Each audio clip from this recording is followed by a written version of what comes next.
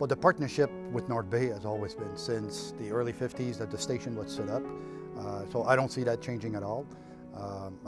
From when I started, like I was telling you back in 1988 to now, I think the bond is even stronger than what it was. And because of the visibility, right? There should be no secret why the base is here. And we work very hard with the wing commander to be extremely vocal to say, hey, we're on top of the hill. Yeah, there's the airport, but there's also the base. And we're always welcome to have tours, and we try to be as visible as we can in the city. And I always say there's no North Bay without the city, and there's no city without North Bay, 22 Wing North Bay. So we're one big happy family. I mean, economically, the base has been really significant for the city.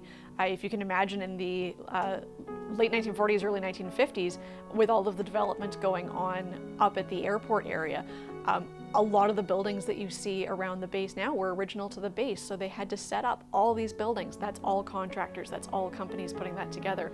All of that is developing, or is facilitating people coming into and living in the community. The maximum number that we have of serving members here in North Bay throughout the history is about 2,200.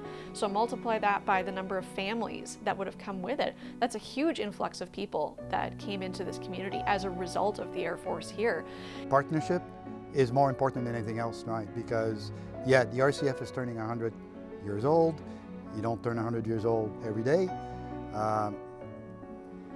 But the city is part of that celebration, right? The RCF made up, or they decided to have 4 kinds of tulips that represents the RCF. We've always been lucky in the Royal Canadian Air Force to have landed, so to speak, in North Bay. The people have been magnificent. We try to be good citizens in the community, but it helps when you have a community like North Bay. Give you an example really quick. During the Second World War, you had all these people from training here, some of them whose countries were under attack, who had been enslaved by the Nazis and so on. And the North Bay people treated them like they were family.